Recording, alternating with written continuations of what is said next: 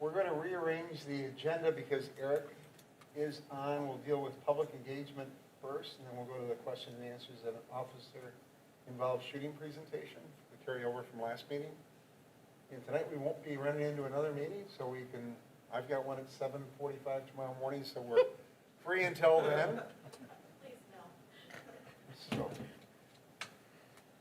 So, Eric, do you want to just give us an overview of where we are from your perspective? And Sure. Yeah. And do you want?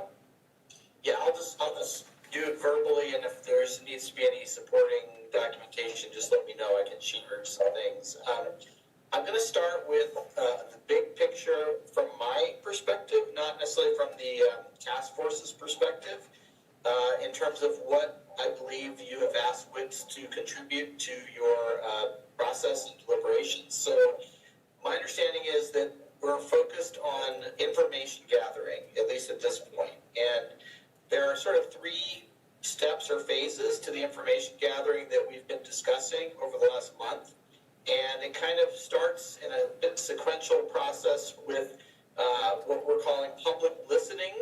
And I'm going to drill down in a lot of detail on that in a moment. The second part would be a comprehensive representative survey, where we're going to get sort of a point-in-time snapshot of some pretty in-depth perspectives around a lot of key issues. We talked about, I'm not going to go into a lot of depth on this, but we talked about investigating some existing national surveys, so we don't have to reinvent the wheel and take advantage of some existing tools that are out there, but then also look to see how we might modify that to address any specific local issues that we care about, particularly that you particularly are interested in, care about.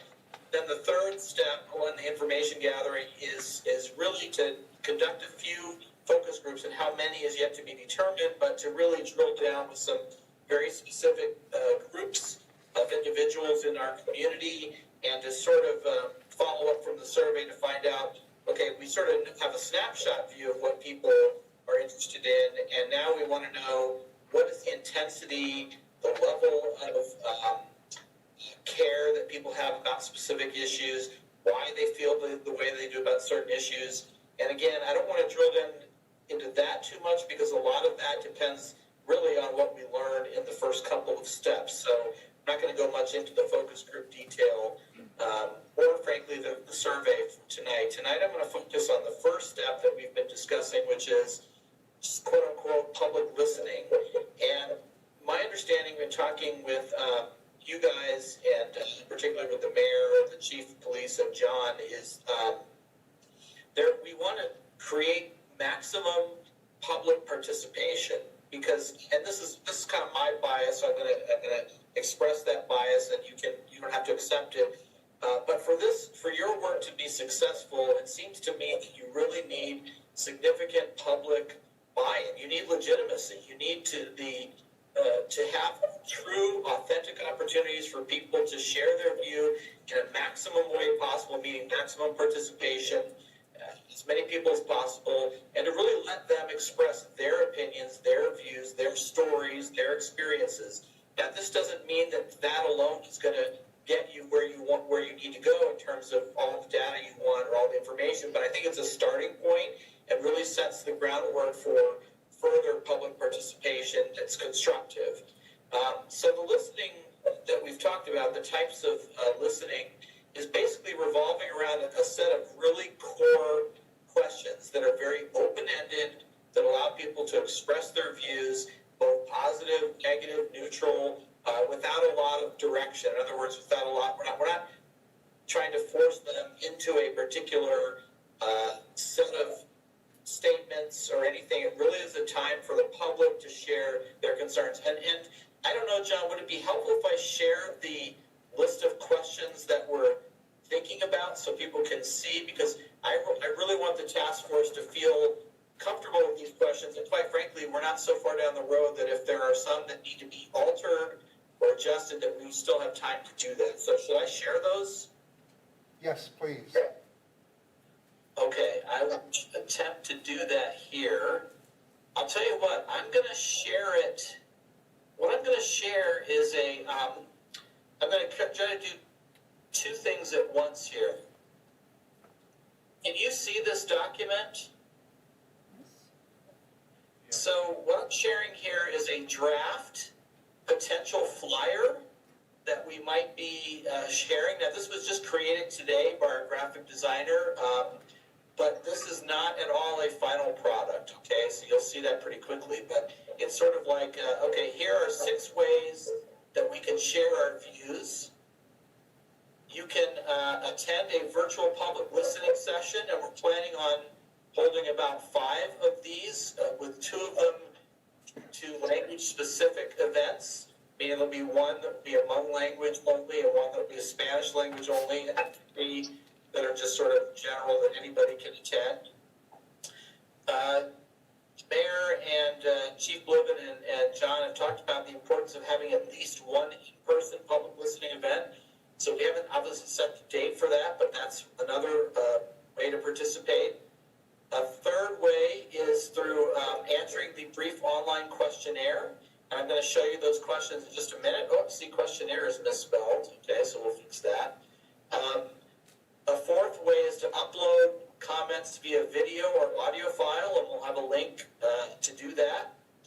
A fourth method will be to leave a voice message, and my understanding is the city will create a dedicated phone line for that, capture those voice messages. And finally, people can send written feedback or email via email or snail mail. Currently, we have the WIPS address there, but if we prefer to have that as the city address, that's fine too. And anyway, for any of those methods that people choose to participate, they're going to be responding to the same set of questions. So whether it's an in-person event, a virtual event, or the online questionnaire, we're going to ask them to respond to these 6 questions. And again, please feel free to suggest changes if you would like.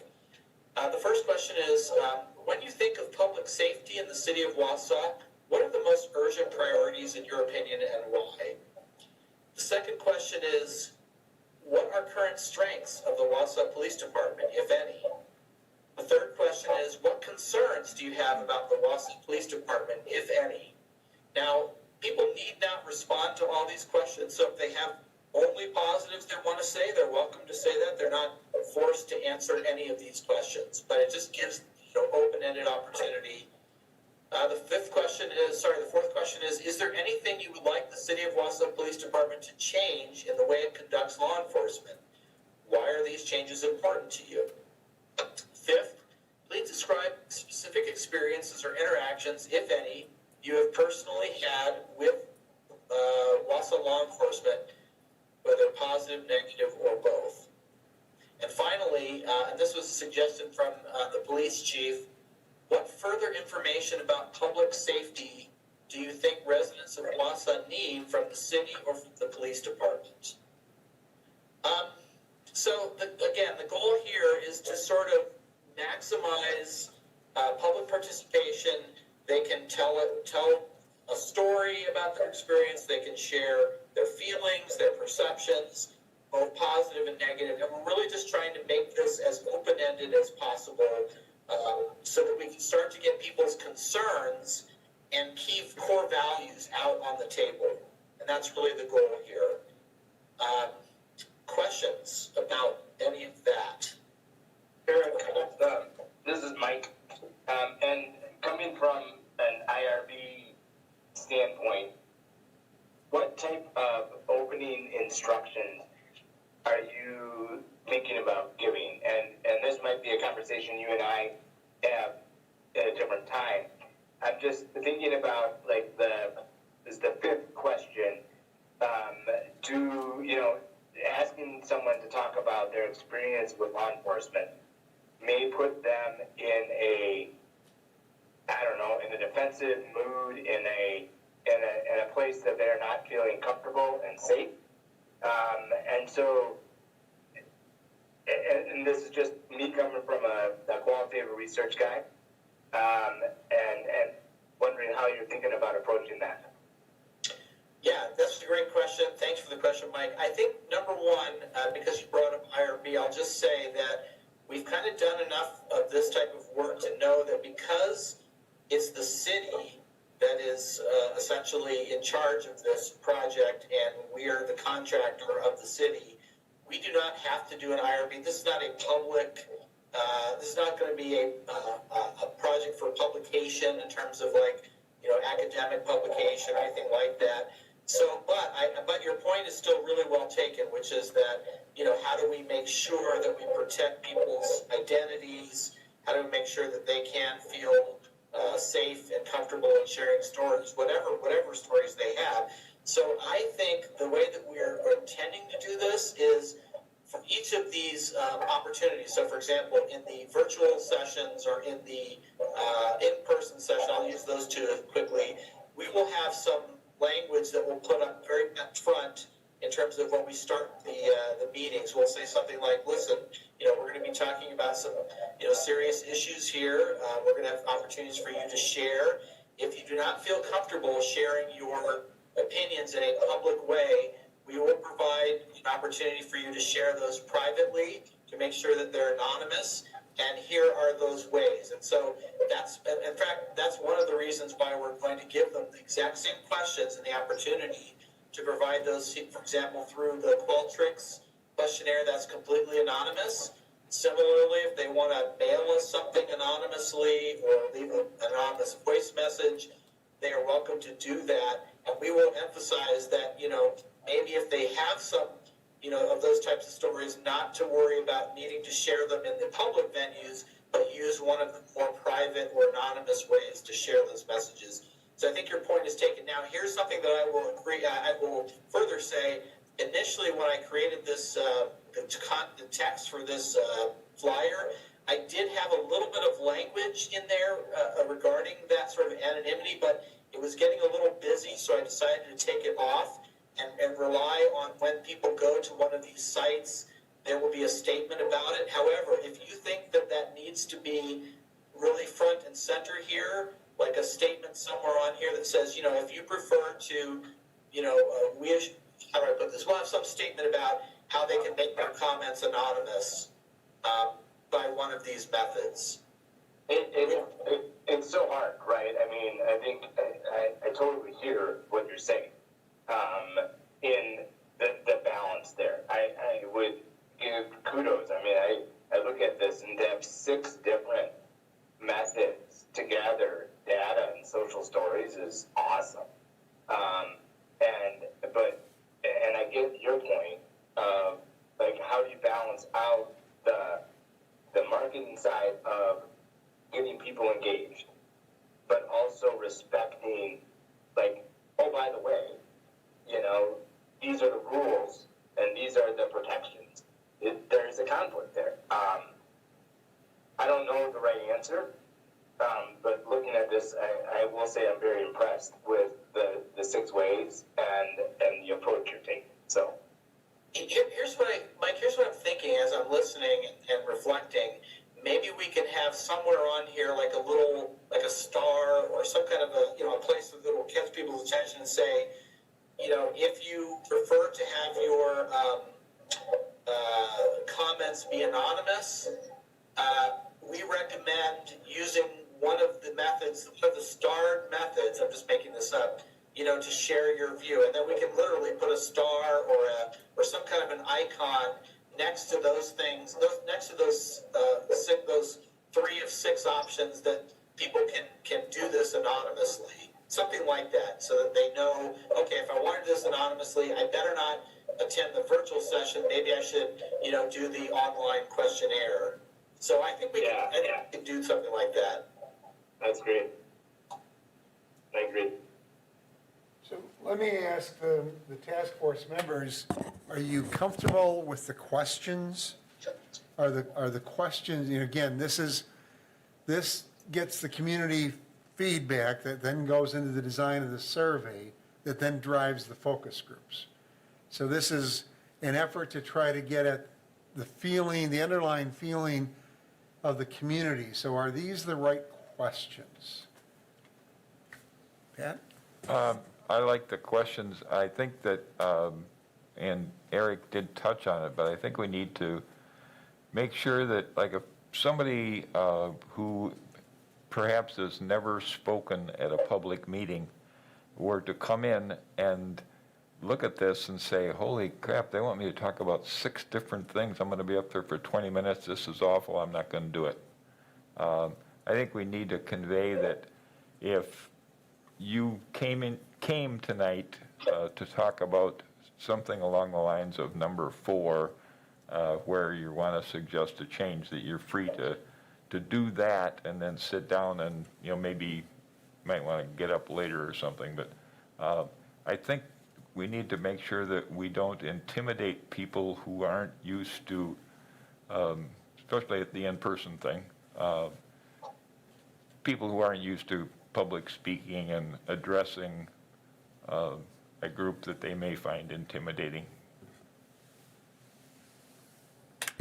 I have a question about how the virtual discussion would happen and like who would be there, because I know if I was looking at this and did want to speak, I probably wouldn't want to critique the police department with Chief Bliven right there. Yeah, it's a great point. So, although it's not reflected in anything here on the flyer, obviously, we've already started to think about what that virtual session might look like. And here's what we're sort of envisioning. We talked through this just today in our internal staff meeting. We're thinking that we will probably have everybody who participates in a particular virtual session to be, online. They can be on camera if they want, off camera, it's totally up to them. There'll be sort of an overall group facilitator, and we'll be very clear right up front at the beginning of the meeting what the meeting's going to look like, how it's going to work, and how their comments will be recorded. So, for example, we'll say very clearly, this is a public discussion, so anything that you say here, anyone on this meeting, is going to be able to hear, see, and repeat. So anything that you want to say here, just know that, this is on the public record. And quite frankly, I don't even know what the city rules are around this. I mean, maybe it has to be a public meeting anyway, right? So we'll make that very clear, very transparent. We'll also say, if you prefer not to verbalize anything today, that's one option. You can verbalize. We'll have a hand-raising function, and then the facilitator will call on you after we give you prompts, different questions. Not everyone's going to get to respond verbally to every question, so when we don't have time to get to everyone, we'll encourage you to write your responses in the chat section.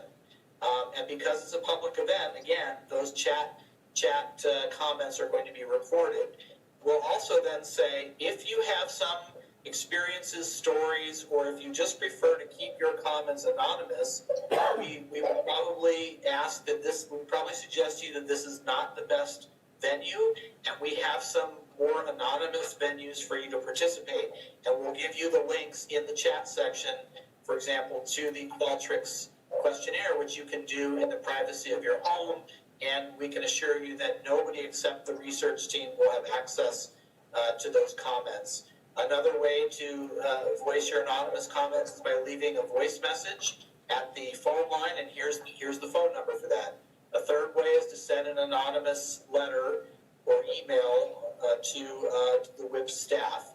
So we'll definitely say that up front at every public meeting so that people know that this is definitely a public meeting, and anything they say here could be seen by anybody in the room or the public. But if they want an anonymous approach, these are the 3 ways we recommend that you participate. Does that help or not?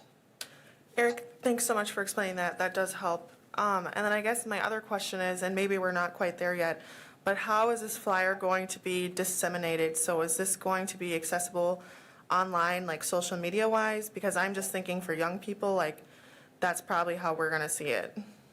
Can we save that for that discussion? Oh yeah, For a little bit absolutely. later? That's fine. So, but I think it's an important issue, so we'll come back to that. Yeah, sure thing. So, other thoughts on the questions? Does this give us enough breadth, if you will, to collect the feeling of the community? And are those the issues that you're interested in light of our duties and responsibilities? Will? Looks like you've got some thoughts. Yeah, I think engaging with the community, because we want to obviously have these, like they are questions more focused, but I want to give an opportunity to the public just to be able to, like a general sort of like anything else that you would like to know or general comments or whatever, because maybe the questions or comments they have might not even be, maybe there's something else that they want to know more specifically that's maybe not already stated here. So, in terms Will? of, yeah. This is Eric. That's an excellent point, and I really appreciate you mentioning that. I agree that that's missing, and we'll kind of tweak maybe the last question to maybe allow for that sort of open-ended. If you missed anything or something like that, feel free to share whatever you'd like. So I'll make sure we add something like that to the mix. Thank you for that suggestion. Thank you. Other, Michael? I'll have to admit that I'm most interested in the survey piece, and the questions, and trying to index that to the community policing, I think is what it's referred to, the, can't remember the name of the survey. It is the police community interaction survey, and using some of that information to ask questions about perception and policing and getting that out to a wide audience. This kind of reminds me of what we do with our employee engagement surveys at the end, which is essentially what should we start, continue, and stop doing. Those open-ended questions, I think, are very important to pull out some themes that can inform further survey questions. And there's just an opportunity for people to share what's on their mind. The other thing, I guess, as I'm looking at this, I think the questions are fine. It's the forum. It's bringing people in, diverse voices as much as possible, and having those meetings populated is the most important piece. And I guess I would encourage the chief and maybe the city to use their videographer to maybe put some context around the survey in a video format and to share that, because that's going to be what's going to engage most people about what we're trying to actually accomplish here. So even a 30-second commercial that they could put together, a minute or something, I think would really engage people. Okay. Yeah, Eric touched on something I think might be important for some people, and that is if a citizen submits a comment on this to a city official, it is open record, but they can, if it's important to them, to submit it anonymously. WIPS isn't bound by that because we're contracting with you, and so you can kind of receive anonymous comments and then feed us the sense of it without the detail of, who gave it to you. And I think that's entirely appropriate and maybe important to convey to people. So the object of the listening session is to accumulate aggregate anonymous information. And I think that's an important point. Or aggregate the anonymous. Sarah, any thoughts?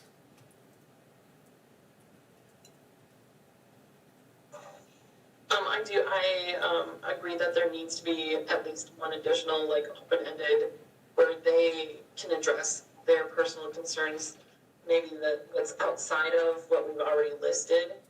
But other than that, I think it looks really good. And Michael? Mike? Other thoughts? I think they're great questions. I think it's going to be a very tough cultural. There's going to be a culture thing that is going to be created when we look at the Hmong community and the Spanish community. The marketing materials and things versus the conversation. But that's a sort of a lower level. I mean, we're at the 20,000 foot level, and as we get into the process of how to implement this. I think there's going to be some details. And I'm thinking, okay, so you're putting up a poster or a flyer that says there's going to be a session in Hmong, but in my professional experience, I have a whole bunch of folks I work with every day that speak Hmong, but they don't read Hmong and they don't read English. And so how do we honor their stories? And how do we capture their experiences? And I think my understanding of this opening conversation with Eric present was the big picture of, are the questions good? Is the approach good?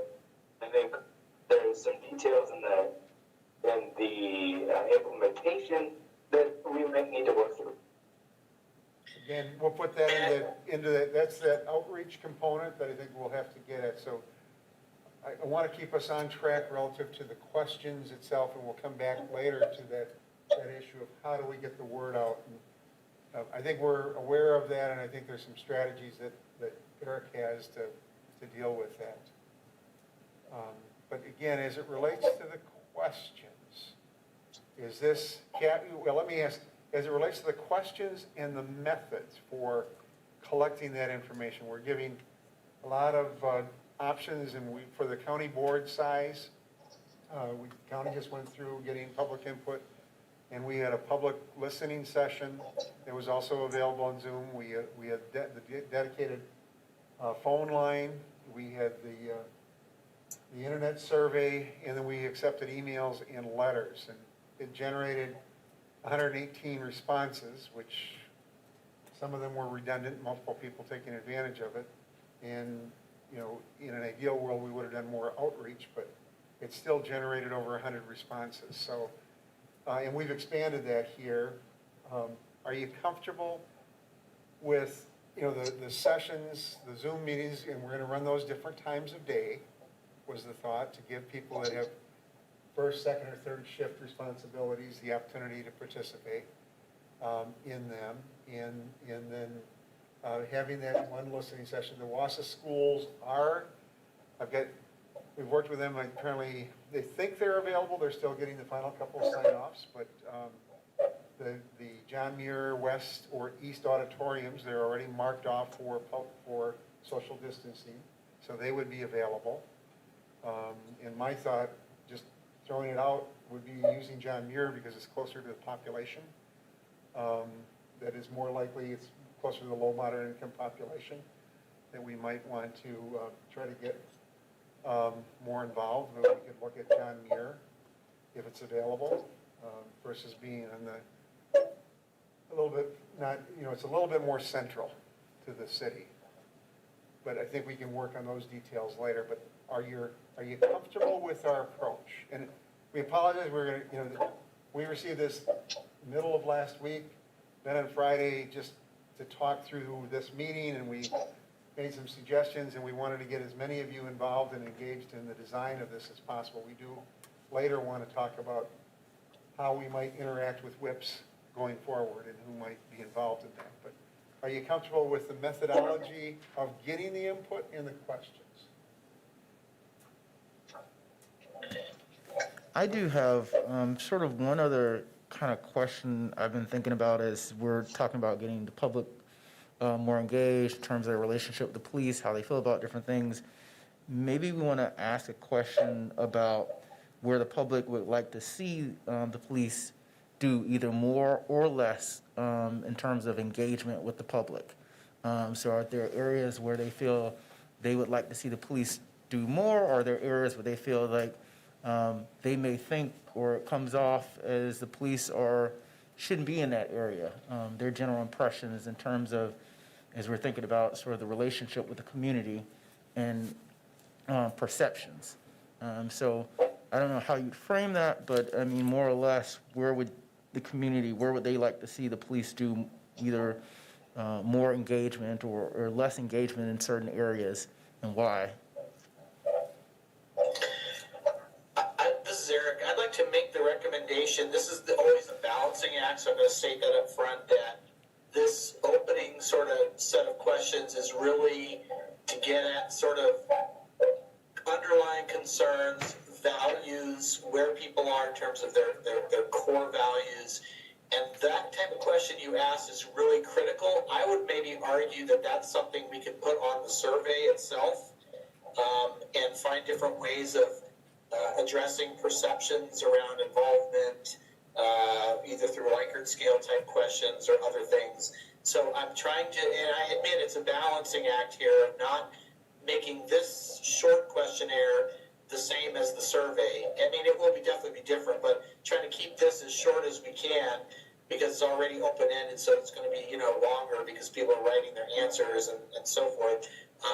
Does that make any sense that maybe save those for the survey and focus groups? Yeah, that's fine. Just make sure some of those errors are dealt with, but however we deal with them, if it's better, because we are just trying to initially engage, so it's not overwhelming and make sure we kind of stay focused. I agree with that approach. Michael? So again, I think that bringing as many people to the table as possible. I don't know if are considered in this, or Eric, you've worked with it in the past, but I know Facebook Live is certainly a quick way to bring a lot of people to a conversation.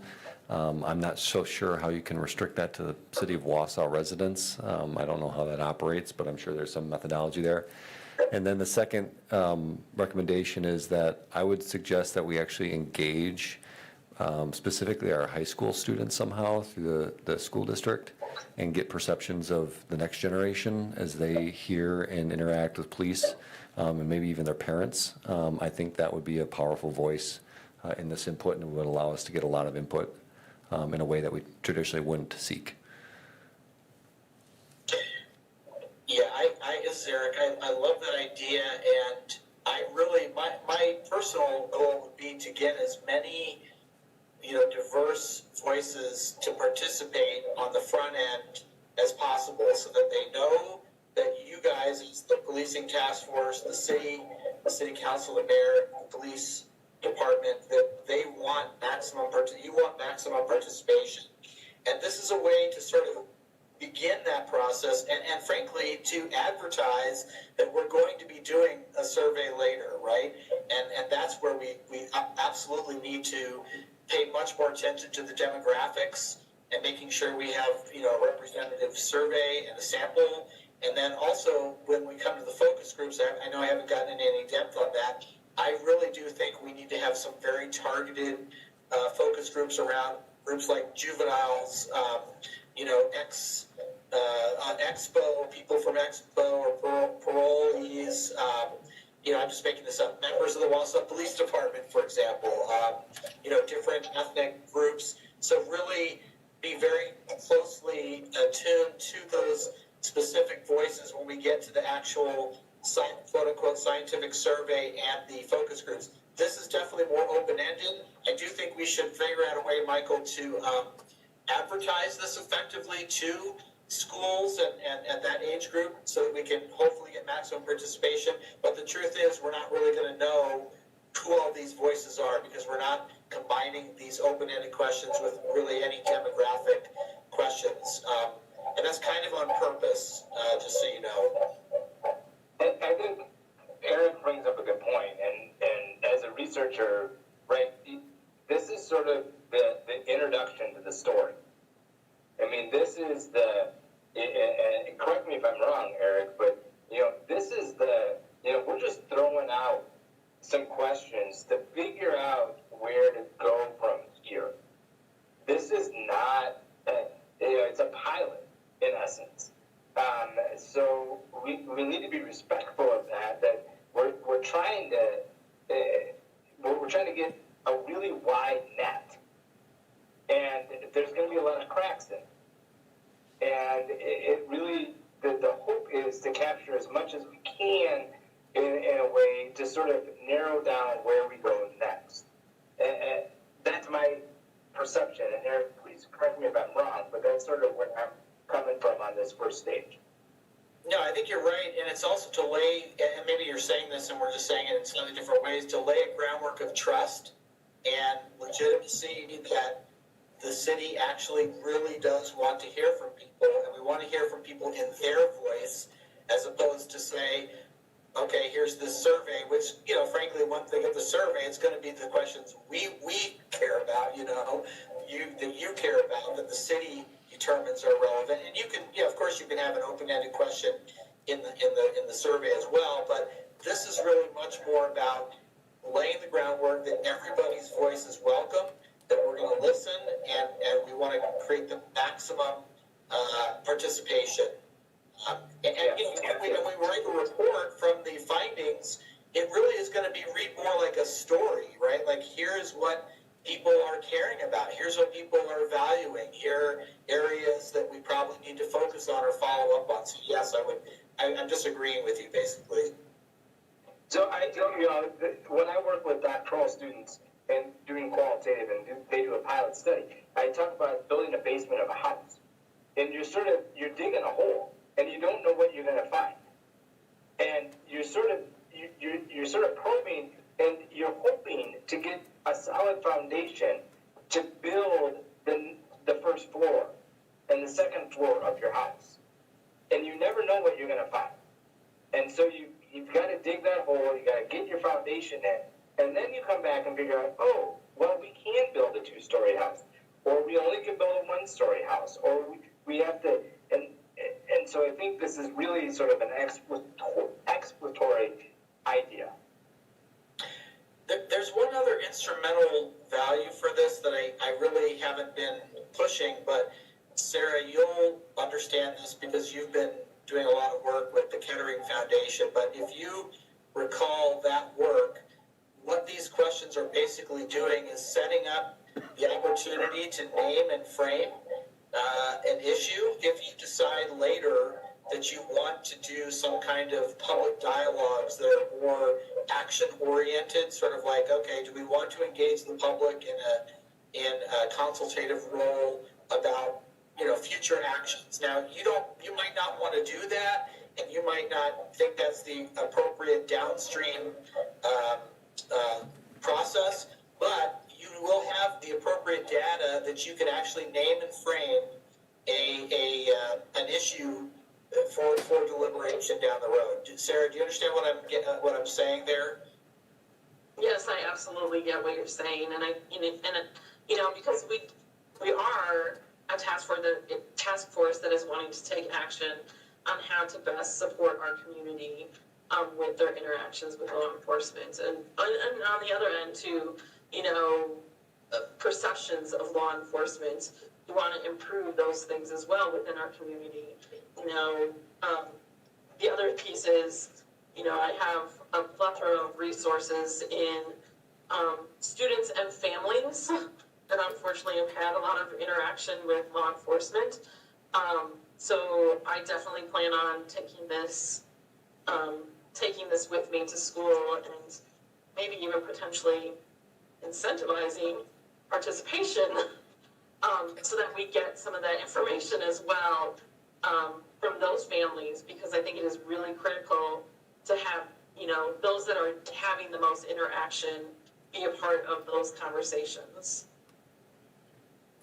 So I'll give you a concrete example of what I meant, because I know I was being a little vague when I'm saying, oh, you're setting yourself up for a named and framed issue. One thing that will come out of the results of this early public input will be the tensions between values. I mean, it's going to be really clear if we're successful in getting widespread participation, and I don't think this is hopefully not secretive in any way. Some people are going to be like, rah-rah police. I love the police. Everything they do is wonderful. We need more of it. We need, it's fantastic. And there's probably going to be some that are going to be, I've had some negative experiences, and we're going to see that tension and some tension maybe even in some values. And that's okay, because we fully expect that. But this will give an opportunity later, if we decide that those tensions have to be worked through in any way when it comes to action, that we have the framework to be able to do that. So that's a very much insider baseball, and I'm sorry to go down that rabbit hole, because that's so far downstream we may not even need it, but you're positioning yourself to have those tools to be able to do that as well later. I'm gonna try to bring us above ground. So I think we're drilling down a little bit too far, for this, the purpose of tonight's meeting. Again, everybody's comfortable. I think Michael laid out a potential other option with the use of social media, as a tool, and I think we can look at whether that's, how viable that is and how we can capture that. But I'm sensing a consensus surrounding the questions, understanding that there will be other opportunities to collect more detailed information, both in the survey and in the focus groups. So are we comfortable moving ahead? I guess what I'd like is a motion to accept the methodology of public input and the questions. So when people come back, we've got a basis for doing that. John, oh, sorry. Can I just say, John, really quick, that with the caveat that we'll either add or fix it so that there is a sort of an open-ended question at the end that we discussed. Sorry, I didn't mean to interrupt. Consistent with the discussion that we've had tonight, with the points that Will had raised and Michael had raised. So I have a motion. Is there a second? Second. By Pat. Any discussion? If not, all those in favor of the motion will signify by saying aye. Aye. Aye. Opposed, no. That motion carries unanimously. So that's step one in this process. So Eric, do you want to then walk through some of the implementation issues that we've talked through? And I think that gets at the issues that were raised by Michael and by Kaylee, and how do we get the word out and that, do you want to walk us down that path? Yeah, so I agree with Michael's sort of underlying concern that the success of this is going to depend largely on our success in marketing and really publicizing this in as many ways as possible. So from a WIP standpoint, we will definitely be promoting this through our, normal database, through our social media and so forth. But I'm convinced that this absolutely needs as widespread a distribution as possible through, obviously, city channels, and I don't know what all those are, to be frank. And then if there's some, allies, some kind of, whether it's organizations or even, business groups, whatever, that could help us to promote this, the more, the better, I think. And social media is a big factor. I agree. And we did discuss that, John, on Friday when we had our brief meeting, and we hadn't really nailed down, what are the social media platforms that we think would be the most effective, and then whose responsibility will it be to manage social media around that. I know that's not fully answering the question, but it's something that we have to make sure is done. And I think the city has to kind of decide what is our role in this. Yeah, and I think what we were looking at is, as part of this, you had proposed a number of potential listening dates, and you had looked at audiences and other things, and I don't know if we want to get into that or rather leave that up to a work group. Now, you are meeting every Wednesday, is that correct? Well, we I think tentatively we've set Thursday morning at 8 a.m., but if there are people who want to join the sort of working team and that time is not good, I guess we could kind of recamp this and find another time. But this week, for example, we're meeting Thursday morning at 8. So at the last meeting, we discussed participation. We can have up to 3 members of this task force be part of that. We can't have a fourth, or we run into a quorum issue, and therefore it is an agendized meeting under the open meetings law. So we cannot have, more than, we can rotate people in and out, but if we can't exceed that threshold of 4 or 3, because we run into some legal issues and notice issues. And I don't think it's our intent to have those be public meetings. So I know a number of you were interested. Are you interested in participating in those. We thought if we could get a couple of people that would like to participate in those. Ben has indicated a willingness, but he doesn't count toward our number. Because he's not a member of the task force. Are there other members that could make that commitment of a weekly meeting and would be interested in participating?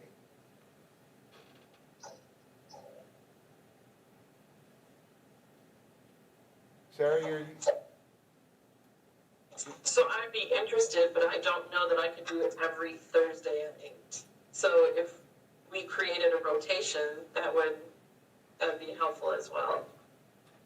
all right. Michael, we were talking about acting or being on sort of the steering, coordinating committee, for lack of a better term, meeting on a regular basis. Kaylee, were you interested? Yeah, I'd be interested. It's just when I have to go back to school, it all just kind of depends. So like Sarah said, maybe not every Thursday, but I would definitely be interested.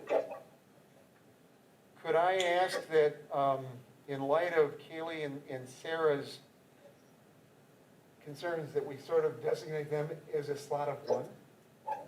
And that the two of you coordinate your involvement, so one of you is there if possible? And sort of rotate through? I know that creates some discontinuity from your perspective, Eric, but I still think it would be a good representation of this task force. Does that work? Oh, absolutely. I mean, as far as we're concerned, the more the merrier, but I realize there's some quorum issues, so we'll, abide by that. The one thing I'll also tell the group that is joining us is we can set a different day and time if that doesn't work. If I can just get a list of those, emails of those who are participating, I can kind of send out to everyone, and have them tell us their preferred meeting times, and we'll do our best to try to meet to people's schedules. And for critical issues, that's going to come back here for those that are substantive. But I think we're looking at some of those operational issues, and this group can't be that operational. Right. We won't get done in 2022. Will? Was that a yes? Okay. So we've got parties that go. I may listen in periodically, but I think we've got good representation. And that gives you it. Now the issue of how do we get the word out? Do people have outreach strategies or thoughts on how we can target? I think, can you pull where we've got, you identified Hmong populations working through like the Hmong American Center? Yeah, John, I wonder if I should briefly talk about the Spanish language and Hmong language potential audiences, and then we can build from that. So just so you know, we've already started thinking about it. So on the Spanish language side, we are working very closely with Tony Gonzalez, and we are also, although this hasn't been confirmed, so I just want to make sure it hasn't been confirmed, but we're looking to work with Alejandro, who does a weekly podcast, sort of a live. It's almost like a Facebook Live, although I'm not sure he uses the platform. And we were actually thinking about using that radio program or that weekly program, kind of, I hate to use the word hijacking, but with his permission, hijacking that and using an actual program to conduct, the Spanish language listening session. And so that would be one of our methodologies. And we already have this wonderful Spanish language network that WIPS is helping to establish with a bunch of partners called the H2N project, the Hmong Hispanic Network Project. I don't know if any of you are aware of this, but it's a project designed to reach out to the Hispanic and Hmong communities around distributing health information, and there'll be some flu vaccinations going. So we're already somewhat plugged in to those communities, and we'll use those networks as well to help both have a Spanish language flyer that we'll create and to spread the word that way. And we had already planned on reaching out to Yi Ling at the American Center, but we haven't done it yet, just to be clear. about how can we create a Hmong language listening session, that would be able to attract those people who really need to do this in Hmong. And as someone pointed out, it's not going to help much to do a Hmong flyer, so we're probably not going to put the flyer in Hmong, but we want to be able to get the word out to the Hmong community. So we do have some inroads into both those areas. I'll just stop there, and then we can continue on to other parts of this if you want to. Any questions relative to the strategies as outlined very broadly with the Latinx and the Hmong communities? All right, keep going.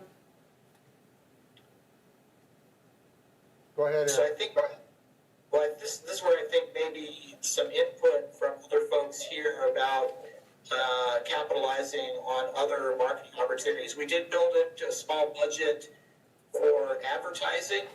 We don't have to keep that in the budget, but do we want to actually advertise in some of the local news/radio stations? The mayor had brought up the importance of leveraging the media to actually try to get them interested in this, to do some stories, some free stories. So that will be part of our plan. But there's issues about, do we want to advertise, and what social media platforms should we also be getting up? So, and toward that, Kayla, you had raised the issue of how do we get to young people and other people. What thoughts do you have? Well, Facebook's still okay, but honestly, everybody's on Snapchat now. So, I mean, like Snapchat, people do surveys and stuff like that on there all the time. So, I mean, and that's not imperative that we would use Snapchat, but just like being open to doing potentially different social media networks, I think would be cool. And then not just young people, but I also feel like a lot of individuals who, are at the healthcare center, or kind of like Sarah was alluding to, people who are in frequent contact with the police, how can we get to them?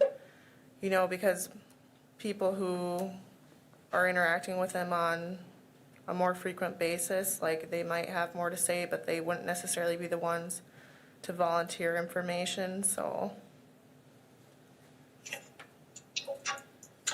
Kayla, can I ask a question about Snapchat? I apologize, showing my age here.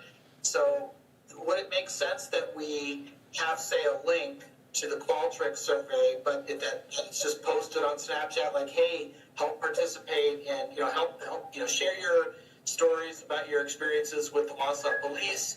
You can take this brief online survey, and then there's just a survey link or a QR code, but it's posted on Snapchat. Does that make sense, or does there you think of something else? That would make sense. So, I mean, I don't know if you have Snapchat, Eric, but I mean, you can put stuff on your story and you can link people to the survey. So, like, I have a few hundred people who follow my Snap story, and I probably would just post it on my story, and then people can just slide up and respond to it. And then I don't know that they did that, it still maintains that anonymity, or being anonymous like we wanted, but, I just think that would be a great way to get high schoolers, because that's pretty much what everybody's on.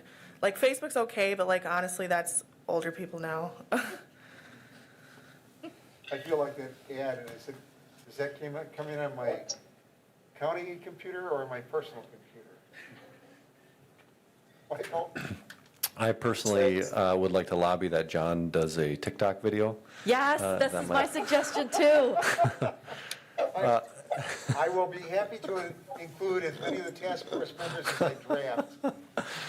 No, that's great stuff. I think another must-read periodical, I don't know if the timing's right, is the city newsletter. I don't know when that goes out, but if that timing's probably off on that. I might be able to squeak something in if I can write it up by tomorrow. Oh, that'd be I could just say, keep an eye out for the survey. cool. Listening sessions, That would be great. I think I still go to city pages. I mean, city pages with the QR codes key. I can think of associations, whether that's the chamber and reaching businesses, or the landlord association, for multifamily homes in the community. I think we just need to reach out to multiple different groups that are connected with different and diverse groups in the community to share that information and hopefully leverage. Michael, this is Eric. One of the things that I would do then is I will basically create or have somebody in our team create some kind of a spreadsheet around the groups that we're looking to help get the word out, and just make sure we make a list of all these. And then I think what we'll have to do is we'll have to create different sort of versions. Like we have now a flyer or a draft of a flyer. Maybe we need to have a draft PNG or JPEG, that just sort of says, here's a picture, that shares the same message, or, here are the links, and provide that to people so that they can share however is the most convenient or appropriate for their social media account. If John wants to add the TikTok video to a video rather than we can upload to TikTok, so it's better. Whoever's nodding yes is going to be included in the.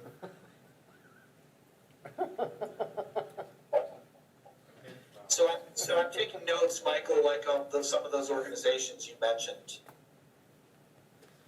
Yeah, and I was gonna, and kind of agree with most of the comments. Yeah, I'd just break it up into, because I think all of the above. I think one would be sort of the social media, like you mentioned, the Snapchat, the Twitter, the Facebook, and you can just do, like we were mentioning, like a link on Twitter or something or whatever.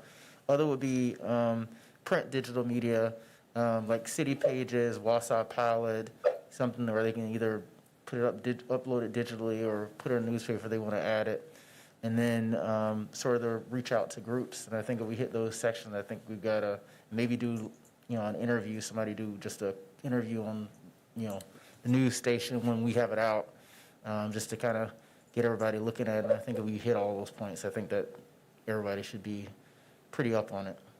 I would encourage you to include the United Way and their affiliates in there, the Hunger and Homeless Coalition and some of those. And I think that would be a good mechanism to get at some of the underrepresented groups. So if we, Salvation Army and others as we deal with them. So make sure we have a mechanism to reach out. And I think we could do that through Jeff, working with Jeff. I'd also suggest the CDA reaching out, as well as neighborhood groups with their neighborhood meetings the next month. Are you doing those right now? Some of the neighborhood groups are still sending out emails, so we can probably sneak something in there. Well, there's that next door. We could throw something on there. Other thoughts in outreach? I think we've got a litany of a wide variety. Just very briefly, I think for the community, I think this group, a lot of people probably realize that the city council authorized this group, and then it's been 3 months and nobody's heard anything from us. Well, not our fault, I guess. But I think a good old press conference could also help, and bill it as, okay, we've been, kind of working behind the scenes here.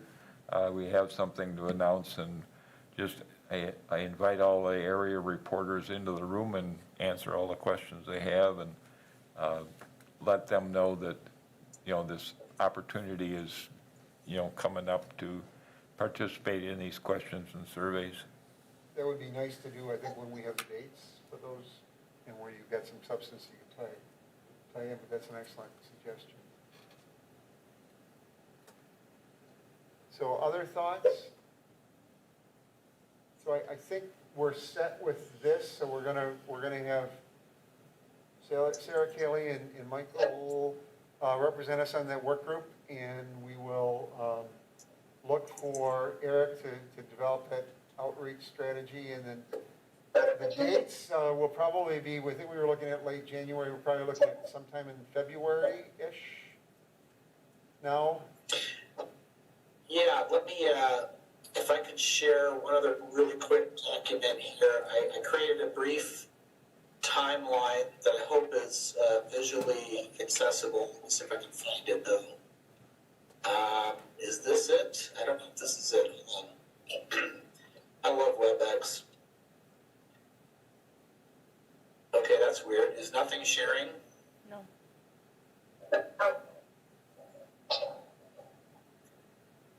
That's not the one I wanted. Can you There it is. see it? It's there.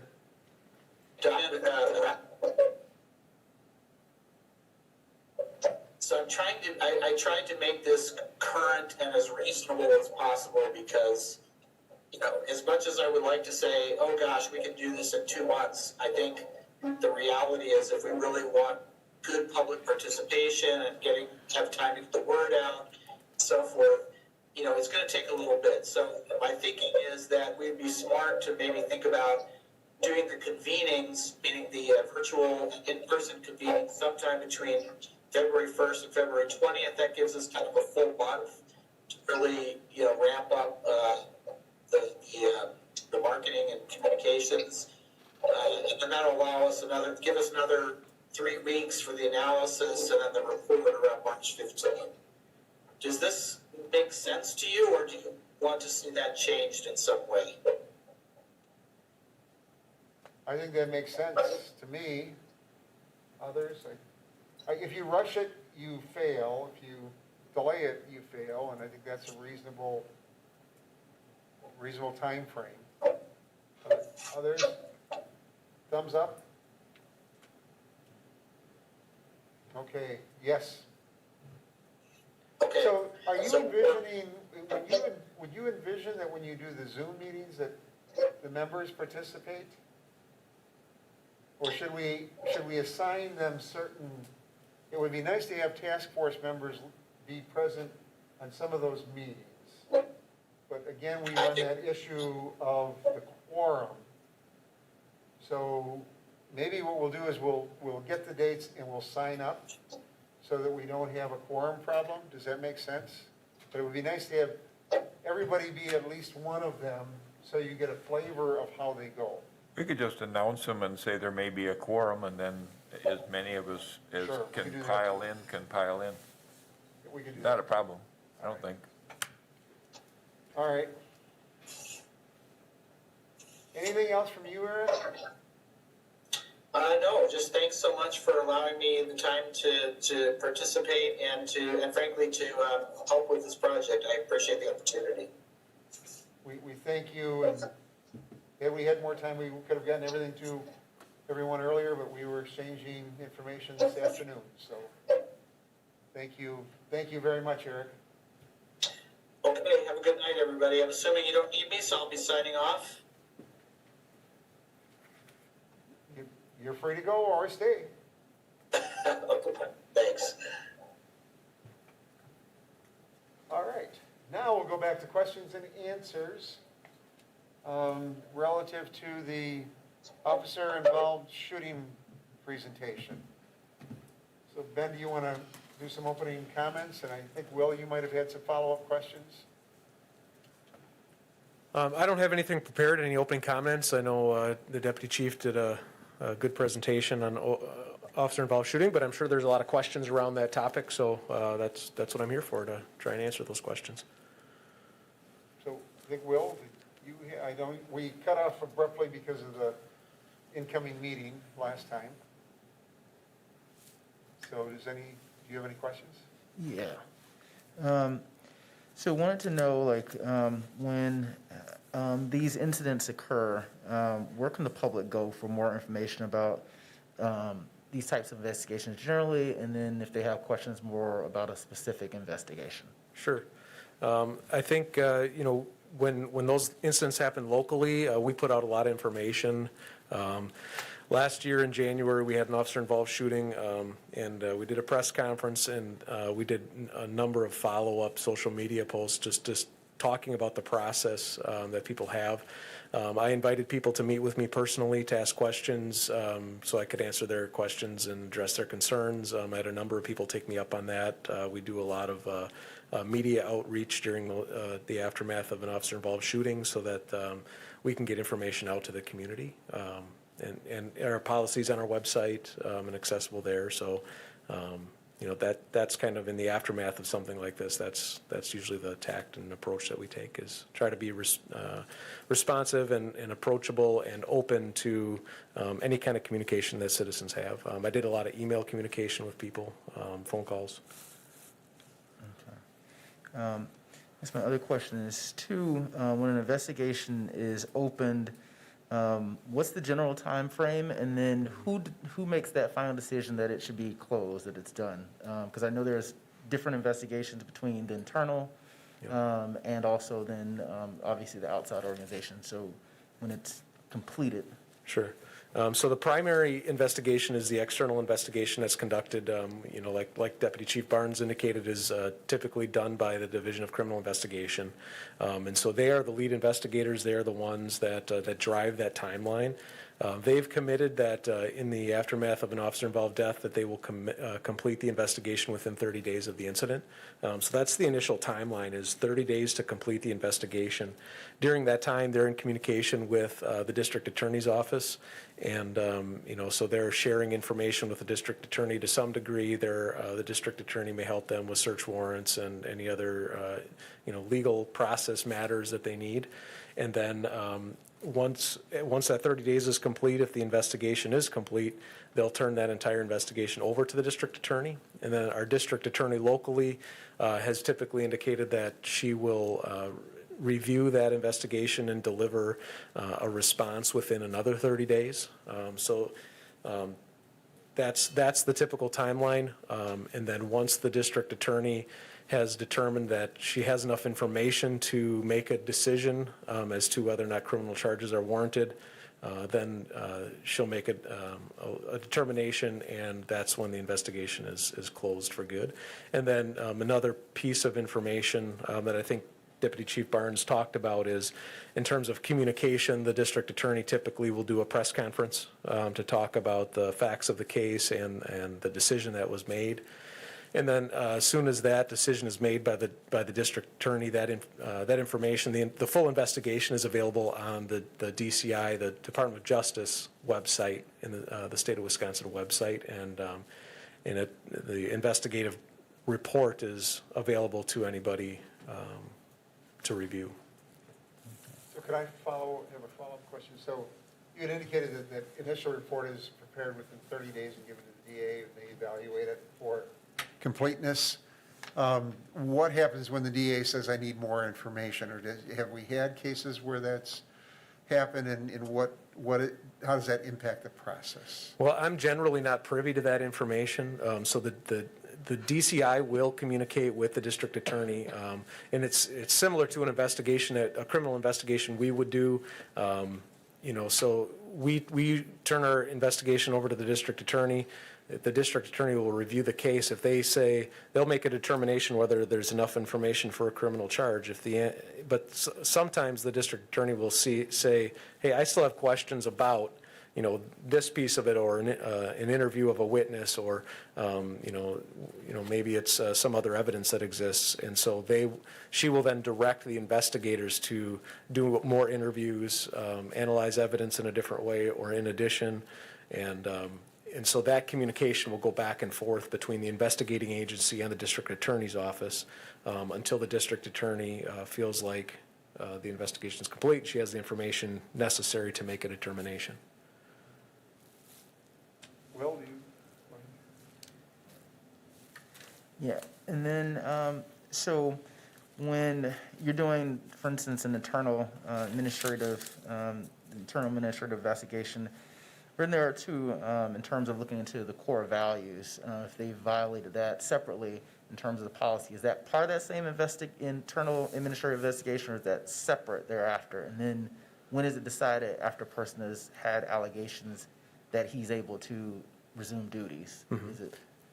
Yeah, so certainly one of the important factors for us is the decision of the district attorney. So we want to know that the district attorney isn't going to issue criminal charges before we put a person back to duty. So the internal investigation that is done in order to make sure that the officers follow policies, core values, et cetera, is done typically once we receive the report from DCI, and that is after the district attorney has made her announcement and determination. And then so we'll turn that report over to our internal staff and ask them to review the videos, the report, and make a determination as to compliance with policy. And then at that point, the officer, there's a decision made as to whether or not the officer can return to full duty at that point. I mean, there are, in a number of cases, we will allow an officer to come back on light duty. So that's, a desk assignment. They'll be doing administrative tasks until that information until the decision is made by the district attorney. But they're not put back out onto patrol typically at that point. And then, I don't, So Go ahead, I'm sorry. Follow up? So, and I don't know, but it's that whole issue of a criminal versus a civil. Criminal versus civil investigation, so you're completing the criminal side first. At what point do you begin that internal review for policies and procedures for disciplinary action versus the criminal? Yeah, the internal review is typically done at the end of the criminal investigation after, because we don't get the report until after. DA? We don't get the report until after the district attorney's reviewed it, so, and made a decision, so. And we use that investigation, that report, to determine compliance with policy. So we're 60 days out typically? Correct. All right. Other questions, Will? Sorry for interrupting. oh, no, I'm sorry, I know I'm asking a lot of questions. And then, let me just sit in place. And then, in terms of, just make sure I have this correct in mind. So, say you have, so you wait to do the internal administrative investigation until after the outside organization has already done their work? Okay. Typically, that's the case, yes. Okay. And then sort of just a last sort of procedural question I had. So if you have a officer-involved shooting, immediately in terms of, immediately is the other organization or who's called in or in terms of securing the crime scene? Because I guess I'm trying to paint the picture. If there's a officer-involved shooting, obviously your police force is there. Mm-hmm. What happens then in terms of that process, in terms of making sure that, sort of there isn't sort of, I guess, any blowback saying that, well, police were there, or there any kind of cover-up or whatever, Mm-hmm. that is there someone else that then immediately arrives on the scene to also be involved? Yeah, that's a good question. So in the immediate aftermath of an officer-involved shooting, first and foremost, there is, safety that we have to take into account. So safety of the person that was shot and medical care and that kind of thing.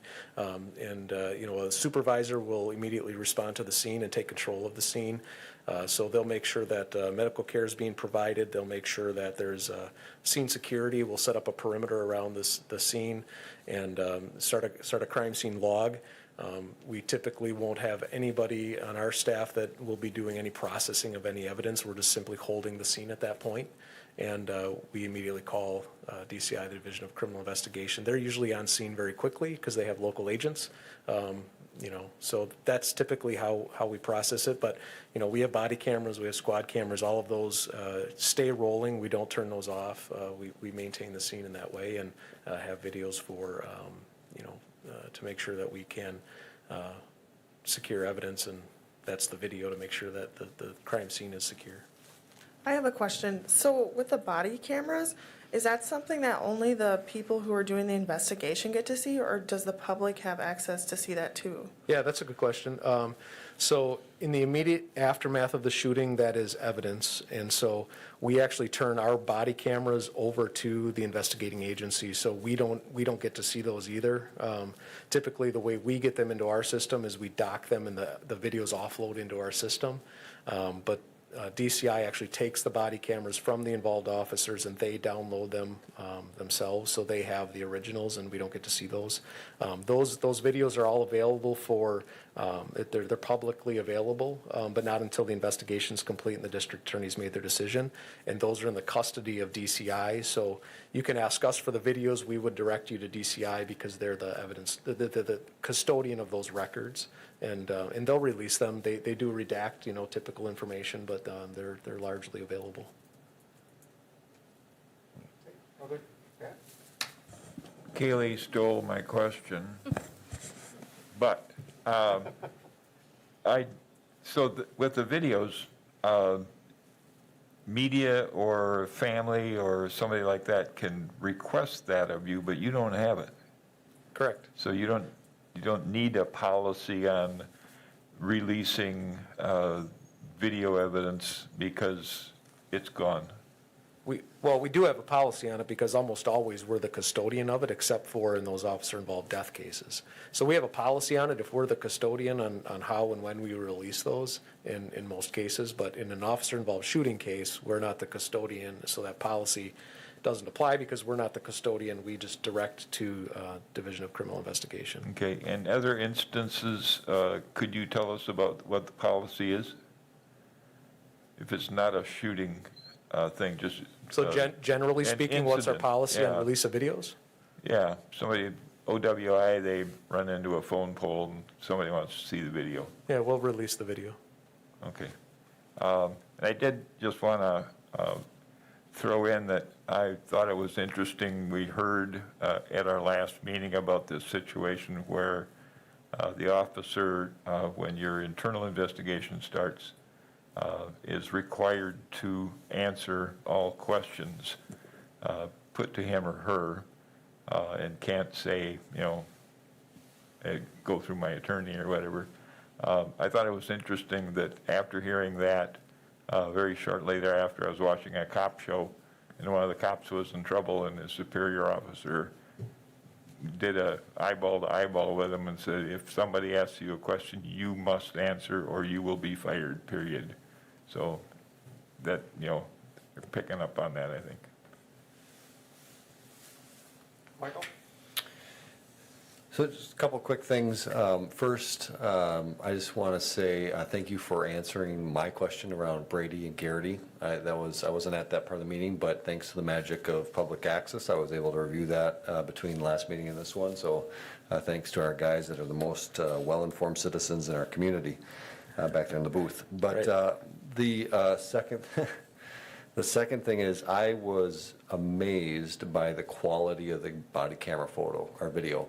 I had no idea that it was of that quality. And those two officers, who I'm assuming one was a sheriff's deputy and then one was a Wausau PD, it's just remarkable that they're alive today, watching that video.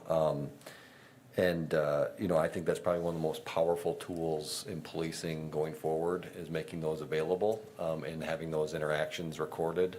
I try to think about every profession that if you had body cameras applied to everything that you did in your daily profession, what the world would change as a result of that. So I do think it's a positive thing that you've embraced that early on. The sheriff's department here is implementing that, and hopefully other police forces across the nation do, because I do think it brings the ability to bring personal kind of visual evidence to any of those experiences. So I think that it's a very important tool and resource going forward. But not to digress too much, in the data relating to officer-involved shootings that were provided in the presentation, you said that there were 6 in the last 40 years, 3 of which were in the last 5 years, so 50% in the last 5, relative to 50% in the 35 years that preceded it. And then the 2 most recent resulted in death, the only 2 out of the 6 that resulted in death. I believe the last one, obviously the video, the officers came up upon a person in what I would classify as a confined space, hidden, and there was an element of surprise with a weapon. And I believe the one instance before then, it also involved a weapon and was in a confined, enclosed building or space, and there was an element of surprise in that as well. Can you just comment on maybe the four that preceded that, whether or not maybe there was a weapon involved, and what's just general the commentary that you have relative to encountering weapons in the community and how that's maybe proliferated in recent years relative to the past? Because, you know, I'm just sensing that there's data that suggests, like, I think it was 70% in Wisconsin are involving a weapon, officer-involved shooting, so I'm just curious what you're seeing in terms of weapon proliferation. Yeah, so to address the first part of that question, and the officer-involved shootings that we've had in Wausau, you know, the most recent one that you described that we shared the video from was the one on the west side near Arctic Lane. That was as you described. They encountered a person with a firearm and who was in a closed space. See, the one before that was officers responded to a domestic violence incident. They were looking for the suspect. They located a person matching the suspect description.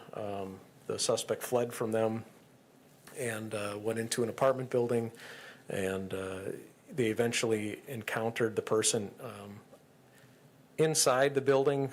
The officer was in a doorway, but the suspect on one side, the officer on the other. The suspect exited the building onto a platform at the top of a staircase and produced a knife and attempted to stab the officer, and the officer shot him. The one before that was an officer that was called to a house and was clearing the house because there wasn't supposed to be anybody inside, and encountered an armed person, a person with a firearm in the basement. The person came out from a hiding position with a firearm and had the firearm and was attempting to point it at the officer when the officer shot that person.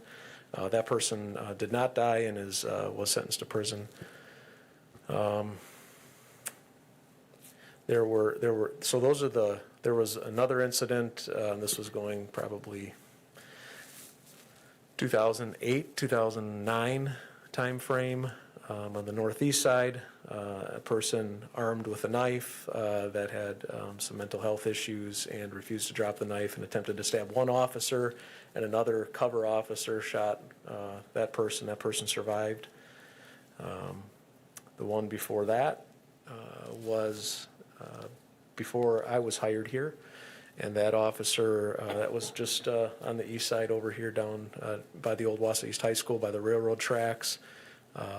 An officer was searching for a subject and encountered them on the railroad tracks. They exchanged gunfire, and I don't believe that any of the gunshots hit either person in that case. I could be mistaken on that, but certainly the person survived that case. And then there was a case even, I don't know when this was, probably in the 80s or 90s, over at a hotel. An officer encountered a subject within a hotel with a firearm, and the officer returned fire with a shotgun. So those are the 6 cases that we've had here in the last 30 or so years. And I think today's society, there's a number of things. I think there's more drug use, more mental health use, or mental health issues. I think there are people that go armed more often, so we are encountering firearms at a pretty significant rate. You know, the mayor did a ride along New Year's Eve. We had a subject that was making threats on social media with threatening fight with a firearm, and we were able to track that person down, located them. We took a 9mm firearm off of that person. Those certainly not all those cases make media get media attention, but we are encountering people at a pretty high rate with weapons, knives, firearms.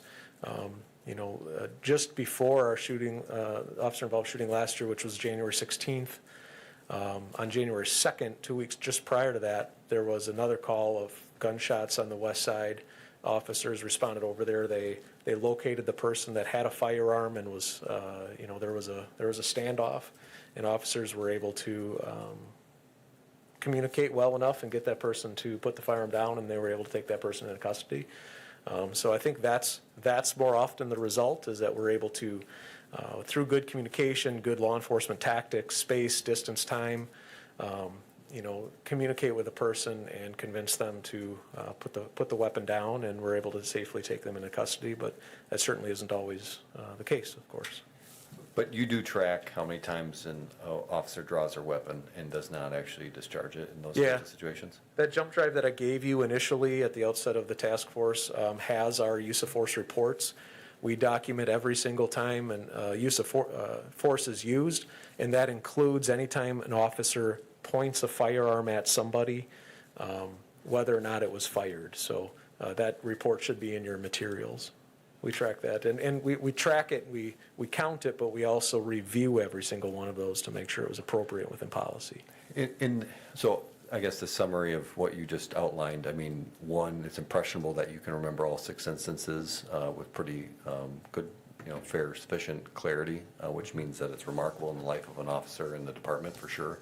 The second is that I think as you look at it, 100% of those were because somebody else had a weapon, which I think is profound. I don't know what that is across the state. And the third thing is it relates to the broader scope of what we're trying to do in developing recommendations.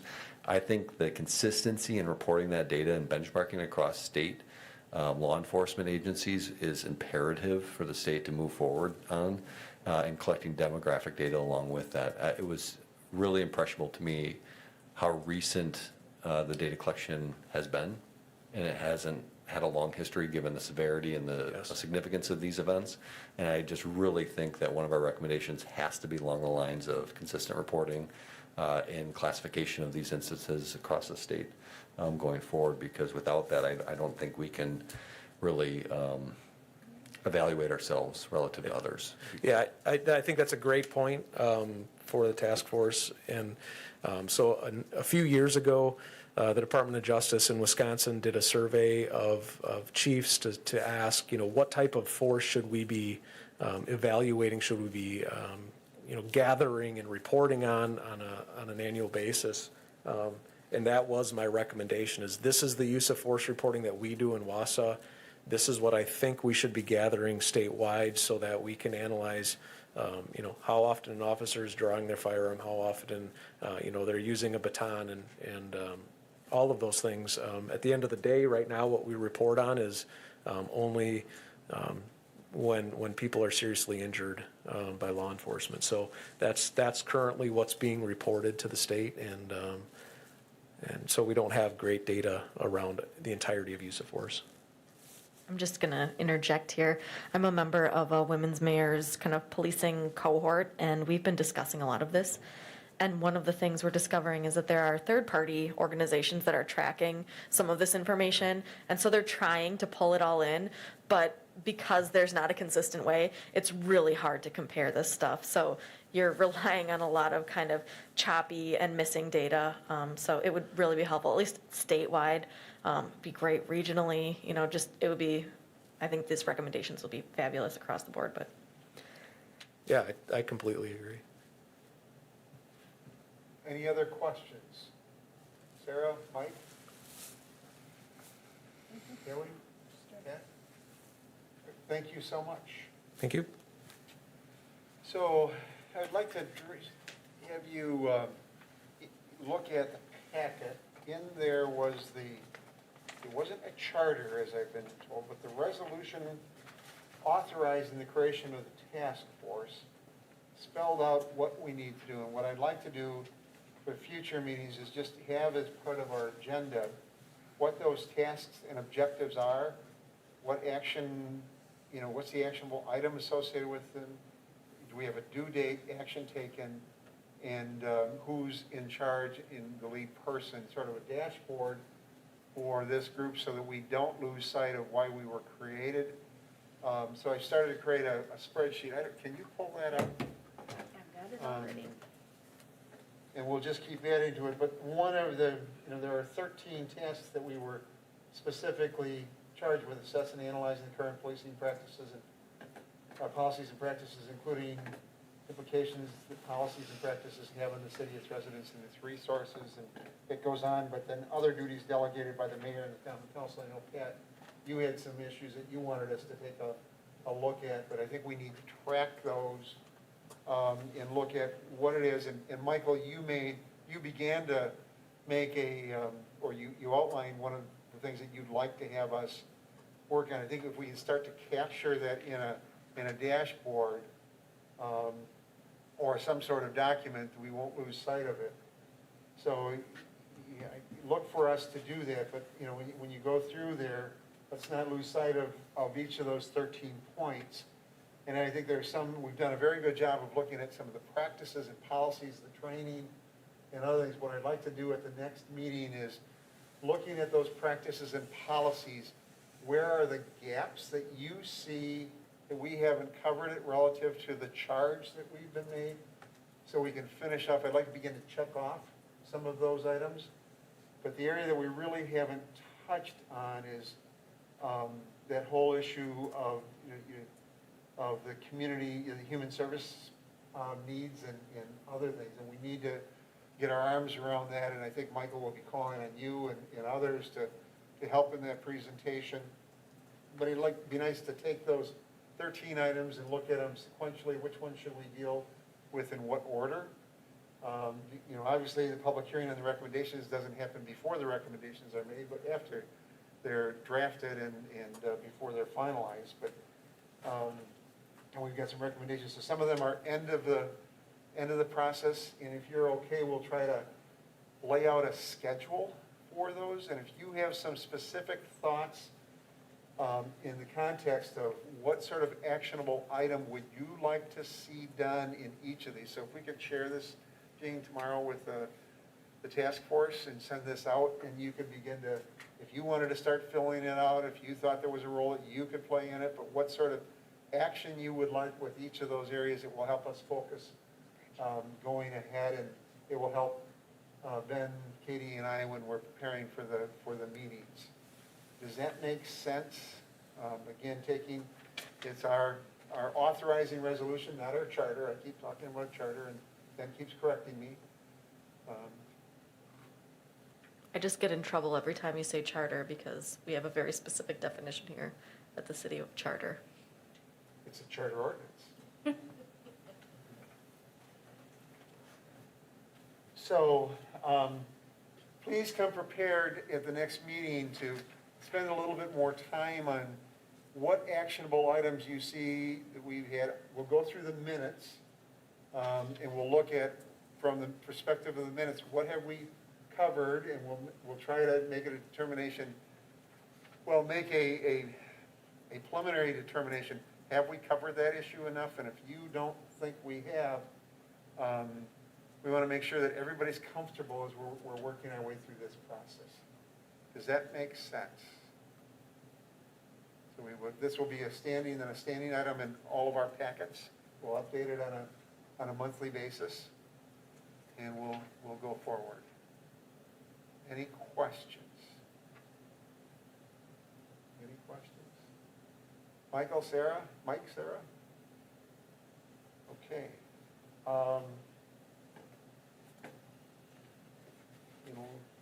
Our next meeting would be the third Monday of February. What time of the day would you like that? We didn't have any more people now at 6:30 than we had it earlier. Maybe they're watching TV. Oh, it's they're watching Ohio There State. was 5. Oh, there were 5. Oh, okay, we did We're have. down to 4, but there was 5. All right, that's great. Thank you for your interest.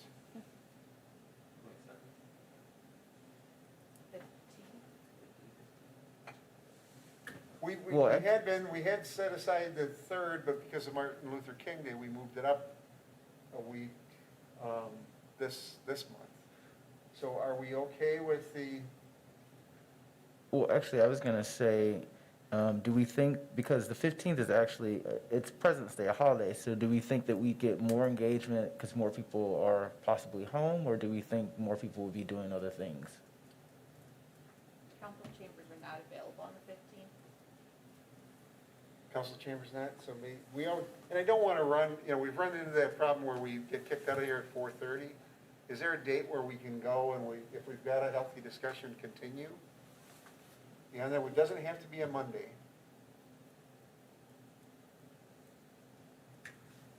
I'll just say that this time worked better for me, This time does? yeah, at night, but What do others think? It does work better for me as well, but I'm open, like we had said before, in terms of trying to find different times, engage different people. Well, if we do Monday the 8th or Monday the 22nd at 6 again. Either of those dates work for me. You want to go with the 8th? I always like to move up versus push back. So let's plan on meeting on February 8th at 6:30. Pat, you were the one that thought 6:30 was a better time. Is Yep. 6 or 6:30 better? 6:30. 6:30? So let's plan for February 8th at 6:30. The agenda will include an update on where we are with our listening sessions, where we are with our tasks and objectives. And then we will work with Ben on working through the list and make sure that we've got some of the training and policies covered. And then perhaps get into some of the, give some thought to additional research data and analysis that we would need that you would need as a member to make a decision at the end of the day. So if we can do that, and we'll work with Ben on a presentation. just one more quick point of order. The minutes were included with the agenda. Is that something that we're going to have to approve going forward, or is that just? I made a note that we didn't have it on the agenda for approval. We will capture the December and January minutes at the next meeting. Okay. I didn't know if that was a task force charter thing. I think it's always good to get approval, because then they become official and everybody's had a chance to look at them. And it was an oversight in the drafting of the agenda, so I did make a note that next meeting approved December and January minutes We'll get it together. by the end of the task force.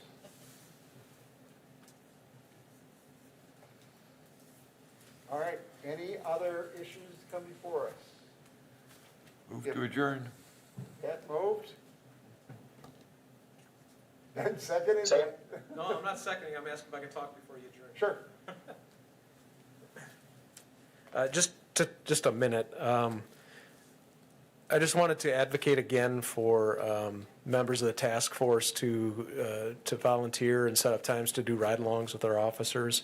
Like I said, the mayor did one on New Year's Eve. I think for you to sit alongside an officer, ask questions about what's going on, see the work that they do on a regular basis, I think is really important for you to see and experience. So we can do so with masks, and we're not asking the entire community to do ride-alongs, but I think for you folks that are working on the task force, I would strongly encourage you to do that. If you can just reach out to me, tell me when you're available, we'll work around your schedule, because we are a 24/7 organization. Then the other thing I really would like you to contemplate is, we would like to set up a shortened version of a Citizens Academy around what topics might be of interest to you. Specific to, use of force comes up a lot, so I'd love to set up maybe at one of your meetings, if we could extend it for, maybe do a 3-hour meeting, and we could spend some time doing some scenarios and talk about use of force training and policies and procedures, and really expose you to that type of material. I think it would be very helpful. So I just want to advocate strongly for those two things, and then I'll let you adjourn. I just want to say, I think that's an excellent idea. We should. Is there a second to adjourn? Second. Moved by Pat, second by Will. All those in favor? Aye. Aye. Opposed?